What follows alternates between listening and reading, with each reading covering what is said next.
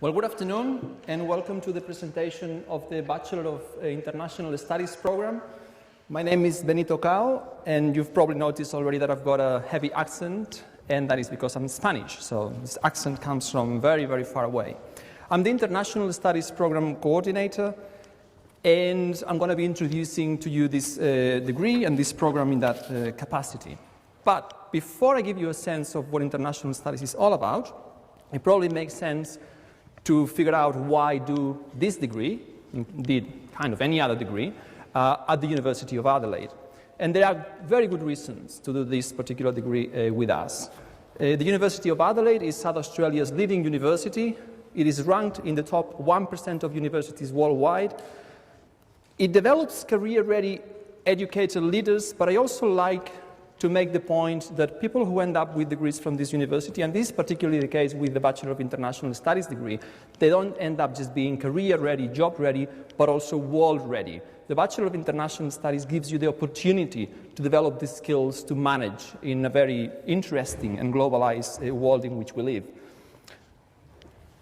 You have learning opportunities and industry connections to explore during your degree, both nationally and internationally.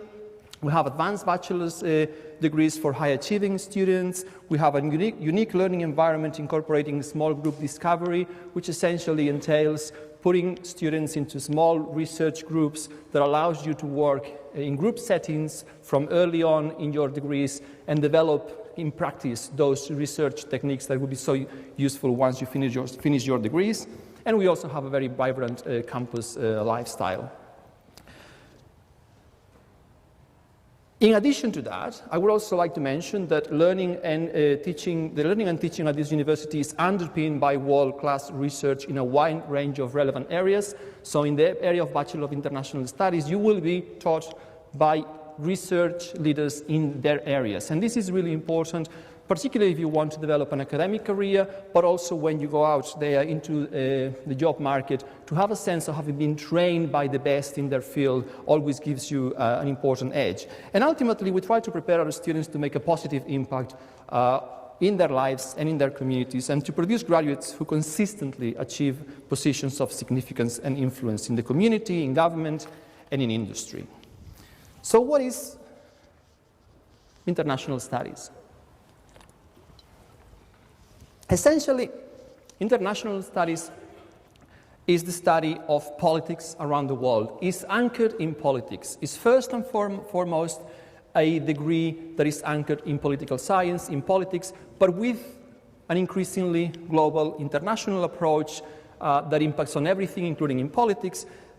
We tend to focus on international political dynamics. We look at relations between governments, but we don't look just as simply at politics understood in that kind of narrow sense of the world of institutions and governments, but also of political, economic, social, legal, environmental, and health issues and dynamics that go beyond national boundaries, transnational issues, if you want. The transnational dimension of all those things that I mentioned. And we also look at the emergence of new actors and processes in world politics and the way in which these shape the world of work, that is our jobs, security, both national security and human security in general, and things to do with justice as well. And international studies explores all of this in relation also to how this impacts in Australia. So it's not a degree that takes the eye completely of this country or what happens in Australia, but it looks at the way in which what happens in Australia contributes to generate and to create a global community, but also how the global dynamics shape life at all levels in this nation. The basics of our program, the fundamental aim of our program, is to make sense of the world, is to make sense of political divisions, of economic dynamics, of cultural globalization, environmental change, and big themes such as war and peace, climate change, and so on and so forth. Importantly, we approach these issues from an interdisciplinary perspective, which means that at university, knowledge is often compartmentalized into disciplines. History does one thing in a particular way, politics does a thing in a particular way, psychology, philosophy, they look at the world from particular ways, from their particular disciplines. They use their own concepts, their own theories, their own approaches. Politics has its own disciplinary approach, but it also brings insights, tools, techniques, ideas from other disciplines. So it makes this degree and the discipline itself interdisciplinary. This is probably the case with most social sciences. Most social sciences have a core disciplinary approach to things, but then they build and they cross-fertilize with other disciplines. And this happens both in our teaching and in our research. In all of those things, we use methods, techniques, insights from a wide array of disciplines.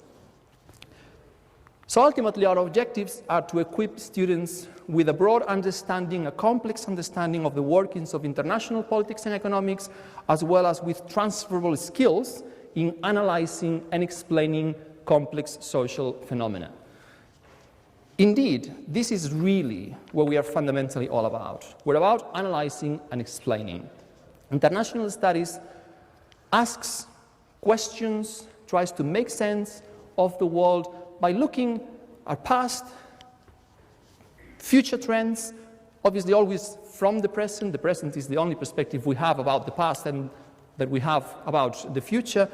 And we do that by asking a series of questions about the how, the what, the who, the why, all the important questions that interrogate important events, important issues. And I'm going to illustrate this with an example, which is the rise of China. We would be exploring the rise of China by asking these kinds of questions. Is China rising? Because it's always important to start from the beginning. Maybe the idea that China is rising is questionable. I don't think it is, but it's important to at least ask that question, especially in the early days. Is China rising? And if so, what does that mean? And what are the implications of China's rise for the world in general and for Australia in particular? How is this particular rise, the rise of China, taking place? Is it mainly through hard power, military power, economic power, or is it through soft power, through ideas, through culture? Different empires have based and different superpowers have based their power in different elements. So we look at how that is taking place. And how will other countries react to the rise of China? How would the US, how would Japan, how would India react to that? Who will benefit from China's rise and who might lose from China's rise? And how should Australia react to this development? How should Australia conduct its own foreign policy in relation to China? And ultimately, does the rise of China matter, and why? And I could go on and on and on, asking more and more pertinent questions, exploring this particular issue from a wide array of perspectives. Different theories provide you with different approaches and different answers to all of those questions, which is an important thing to keep in mind because it essentially means that we don't, and we shouldn't, and we cannot really offer the answers to these questions or the answer to these questions.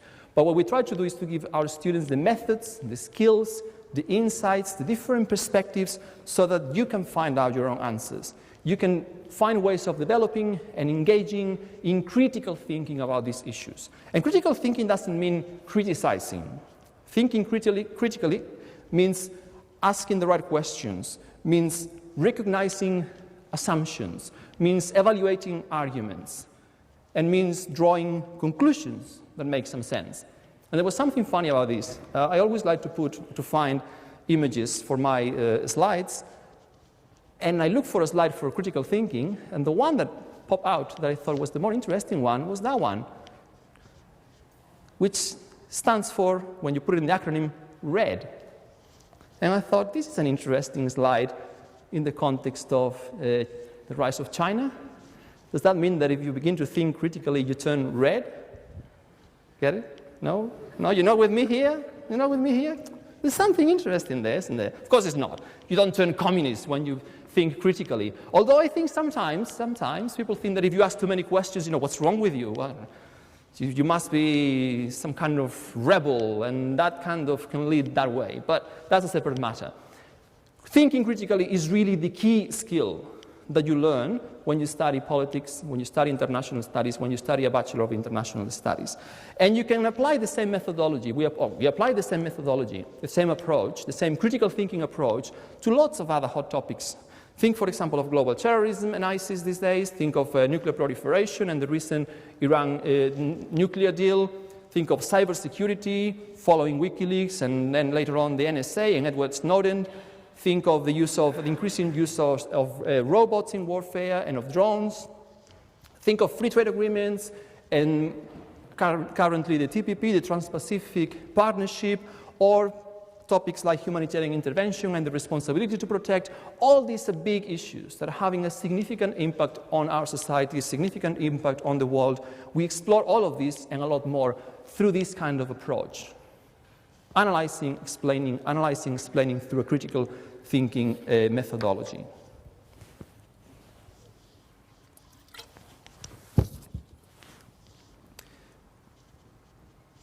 You can study all of this by choosing a wide range of courses, although there are some core courses that you have to do, but there's plenty of electives. But having said that, we have 4 specializations or streams that would allow you to create a story about your degree if you want. So you can provide narrative coherence to your own degree when you're selecting electives. And I think this is something worth keeping in mind from the very beginning. Like the 4 specializations we offer are international security, global governance and justice, Asia's rising powers, and global citizenship. And I'll briefly explain what they are in a minute.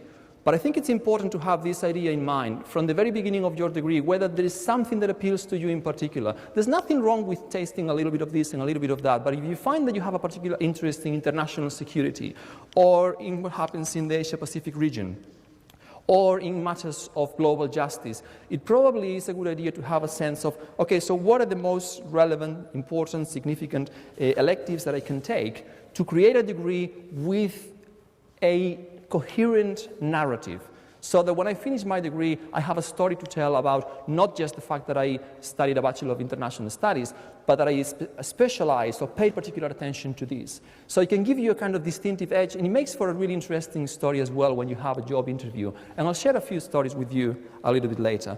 We are preparing a list of closed electives lined up with all those 4 streams, which hopefully should be ready by next year anyway.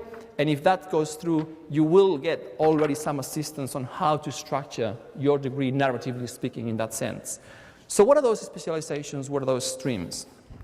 First one, international security. Now, the stream of international security explores the nature of security, conflict, military intervention in global politics, and this means addressing big questions such as war and peace, terrorism, as I mentioned earlier, humanitarian intervention, responsibility to protect, the use of force for the protection of human rights, and the courses that we have within this stream focus on the role of strategic culture in defining interests. We look at intelligence issues, we look at the impact of globalization in changing forms of security and violence. We look also at something that is called human security, which stretches the concept of security beyond the idea of national security. National security is essentially the security of the nation state, the collective security of the state. Human security is the idea that we need to pay attention to the insecurity that comes from everyday worries, from worries about everyday life, jobs, income, health, food. So we have courses on food security. We have courses that look at how environmental pressures, climate change, or migration create a lot of insecurity in populations, in communities, beyond, above and beyond a critique or a challenge to national security. Global governance and justice. This stream explores the role of international institutions and regimes in the governance of complex issues. So we look at institutions like the United Nations, the World Trade Organization, the European Union, ASEAN, and so on and so forth. But we also look at new global actors that are emerging. The traditional actor in global politics is the state, and then you have international government organizations, but you have increasingly new actors that have a significant amount of power in structuring global politics. Things like credit rating agencies. Who are they? Why are they so powerful? You only need to pay attention to the way in which the global financial crisis took place and the way in which the ratings that these agencies gave to the economy of different states impacted on the actual real economy of those states. So they've become really powerful players, and we pay attention to them precisely because of that. We also look at things like private security firms and how some of the aspects that have to do with national security or even with warfare have become privatized over the years. We look at new forms of governance at both national, regional, and global levels. We have an increasing changing in the dynamics of how government operates or how societies are governed. There is no longer, I mean, maybe it never was, but it's no longer that kind of traditional top-down approach from big government, small society. Now we have networks. The way in which we are governed is mainly through networks. And in those networks, different players, different actors have more or less relevance than others. So we study those dynamics of new forms of governance. We study the impact of these issues in the allocation and the distribution of wealth and power and authority around the world. And some of us, and there is at least two normative theorists in our department, look at possibilities for more just government arrangements. Can we improve? Can we make society more just? Can we make these governance arrangements more just? So it's not just a question of explaining what's out there, but also trying to figure ways of changing what is out there and perhaps improving that for everyone. These courses, or the courses in this stream, also explore the impact of all of these issues on Australian politics and public policy. So again, even though the focus is international, we always make the connections to what happens in Australia and how these things have an impact over here. Stream 3, or Specialization 3, Asia's rising powers, which obviously links to the example that I mentioned a little bit earlier. This stream explores the political, the economic implications of the shift of wealth and power to new rising powers in Asia, mainly China and India, but not only China and India. We look at the whole of the Indo-Pacific region and other countries such as Japan, Singapore, South Korea, and the relations between all of these countries, the foreign policy of the different countries, how they relate to each other, how they create a form of regional governance, what are the powerful countries and the powerful players within the region, how does Australia fit into this picture. And again, we look mainly at it through the political angle, political dynamics, but we also explore, especially under the Bachelor of International Studies program, the social and cultural dynamics of all of these. And finally, we've added a fourth stream this time around. We're going to start putting this across over the coming years, which is that of global citizenship. This stream is an interesting one because although you could say that perhaps global citizenship cannot be defined as a specialization would be something like citizenship studies. Global citizenship has become a really important part of the way in which Bachelor of International Studies degrees and programs are constructed, because ultimately what we produce in many ways are global citizens. Of course, global citizens are also produced in society at large, not just at university and by students who study these programs, but it's a clear momentum towards this idea of the world becoming a global village because of technological changes, because of social mobility and transnational mobility. And in this stream, we have courses that look at the intersection between globalization and citizenship, that provide students with an understanding of the origins and the evolution of citizenship and how globalization is changing, altering the meaning of citizenship, how things such as population flows, multiculturalism, consumer capitalism impact on our understanding of citizenship. And of course, in this case, the connection with Australia is very straightforward. How do these things, these changes, these processes impact on what it means to be an Australian citizen or what it means to be an Australian in the 21st century? That's a really big, important, and interesting question for us. But even if you don't specialize or you think, I don't want to do a lot of courses related to global citizenship, definitely we have enough in there to give you a sense of what this is all about. But you will develop a knowledge of global citizenship. You might even figure out that you are becoming yourself a global citizen if you don't feel already that you are one, not just by studying some of those courses, but also because within the Bachelor of International Studies, we have aspects of the degree that allow you to engage in global citizenship. The International Studies internship that we are creating now, which is similar to the arts internship but with a focus on the international, will allow you to engage in international-oriented learning experiences. The International Study Tour politics that we've been using for the last 2 or 3 years to organize study tours to other countries with the focus of studying the politics, the economics, the society, the cultural dynamics of those countries. We had a fantastic one earlier this year that went to the UK to cover the election period, and I'm organizing one for the second half of this year, well, in a few months, to go to Singapore and to look at the history, the politics, and the identity of Singapore in situ, in Singapore itself. And of course, within the Bachelor of International Studies, we always recommend that you take languages as something that should be part of the makeup of your identity as a Bachelor of International Studies graduate. And the languages have their own study tours already relatively well set up, so you can also travel the world if you want and learn around the world by making use of the programs they have in place. But there's another way in which we can read global citizenship in the Bachelor of International Studies, and that's not us or not you going overseas, but the fact that within this program you always have a large number of students coming from other countries. So in many ways, you become a global citizen by just being exposed to citizens from all around the world. Last year, just out of curiosity, I thought I was teaching a course called Citizenship and Globalization, which I'm going to be teaching again next year in first semester.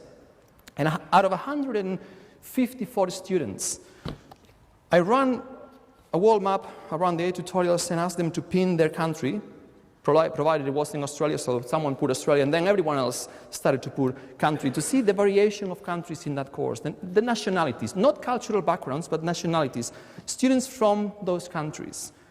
I ended up with a list of 27 countries in 154 students, including Australia. There were people from China, Japan, Singapore, South Korea, Malaysia, Indonesia, India, Pakistan, Sri Lanka, Solomon Islands, Congo, Rwanda, Uganda, Tanzania, France, Spain, Switzerland, Sweden, United Kingdom, Croatia, Venezuela, Brazil, Mexico, United States, Canada, and New Zealand. And out of curiosity, I've done the same thing this year with my first year course, which is called Global Politics, and that's much larger. That was 154 students only. This one is over 300.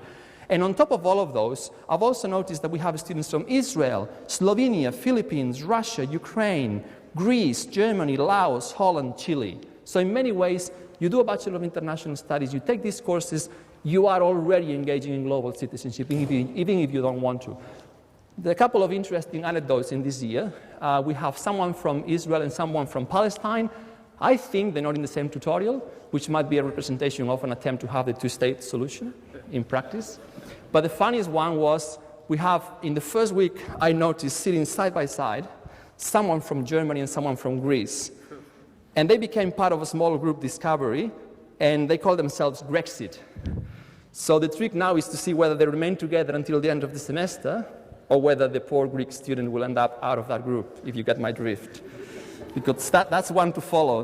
What's happening in Europe is an interesting one to follow, isn't it? So those are the specializations, those are the streams that allow you to create a narrative, but irrespective of whether you create a narrative through any of those, the idea of becoming a global citizen will be central to the degree, to this particular degree. Now, what does the degree look like? This is a little bit technical, and I'm not going to bore you too much with it, but essentially, assuming this works properly, even if there are changes between now and next year, one thing that is happening is that the levels are being redrawn as level 1, 2, and 3. No, it's not working properly. Anyway, but this half, why isn't this visual?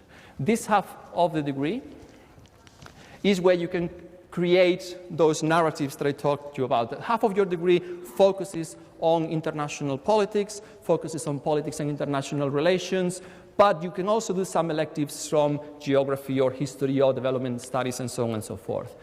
This minor you can then do on one of the other interests that you might have. So if you want to study a bit of history, you'll do a minor in history, you'll do a minor in development studies or in Asian studies, you can do it through here. And this is relatively open at this point in time, and you can do a lot of things because they're open electives. I always recommend that you try to put some level of languages in your degree, so you can use that last strand of your degree to build up a language profile. Everyone has to do in their first year of a single degree the Arts 1007, which I call the James Bond course, because of the 007, and by the way, that is copyrighted. No one said that as far as I know before I did it, and as far as I know, it's good enough for me. So if you use the expression copyright, Benito Cao.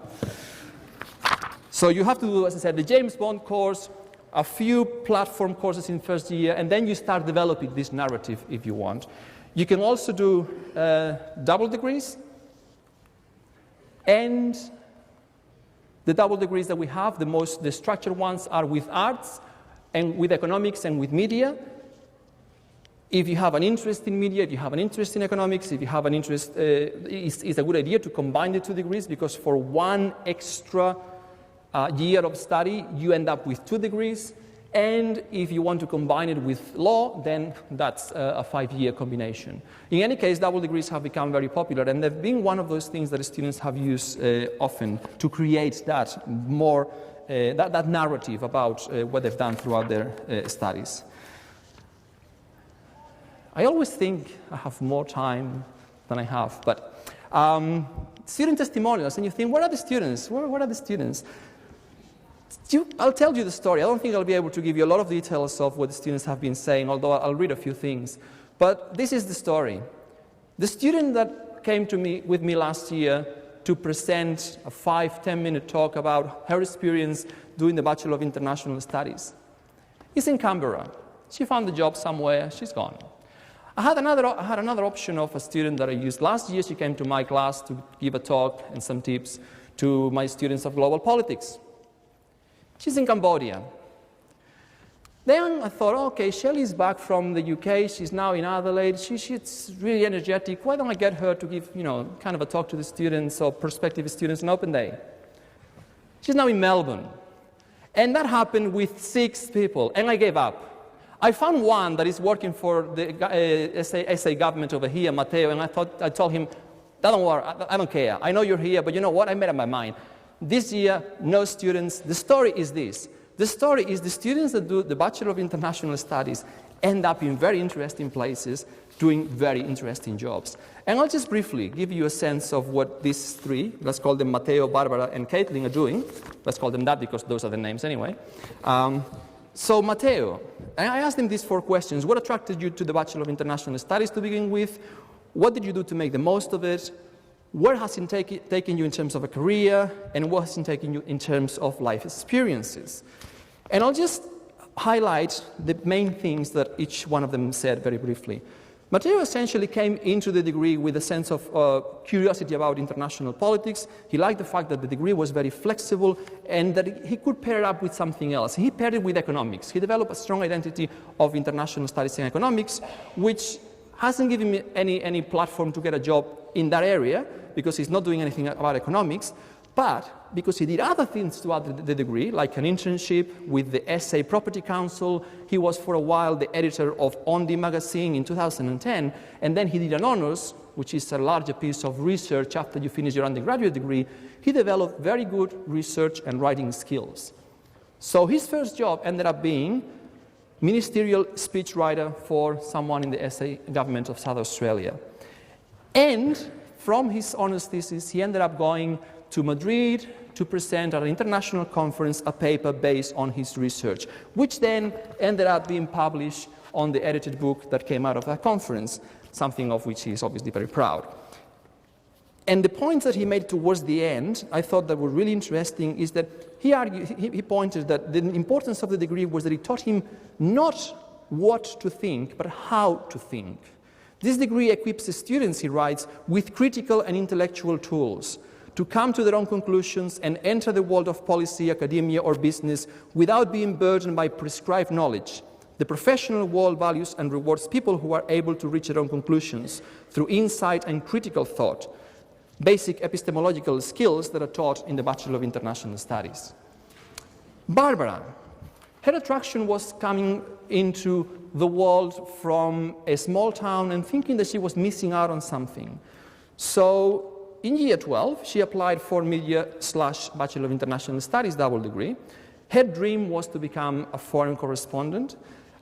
She went to Open Day at Adelaide and found a study abroad, which these days is called global learning, and she thought, this is it, this is my calling.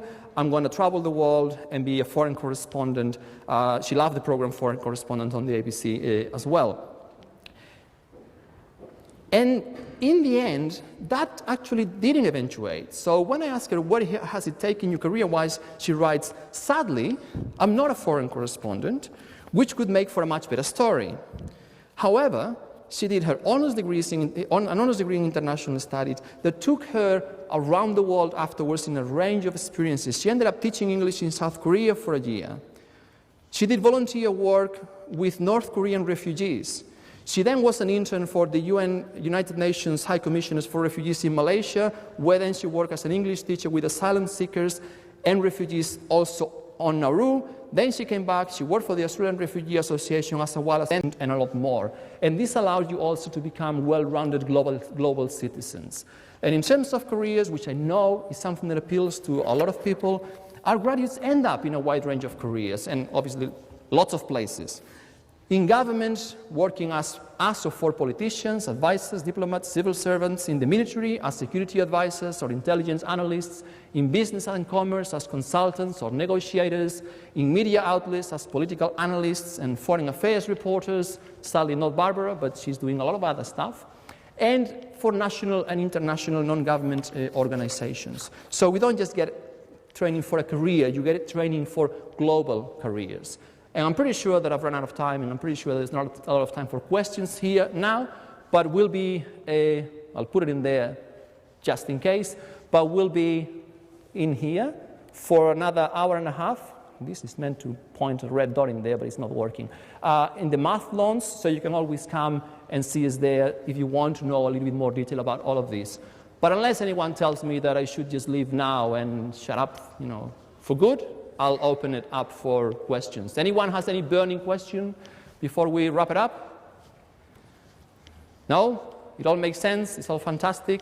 I'll see you all next year. By the way, you'll have to put up with this face next year if you do this degree, because first year course, I teach it, so there's no way of escaping. Thanks, guys.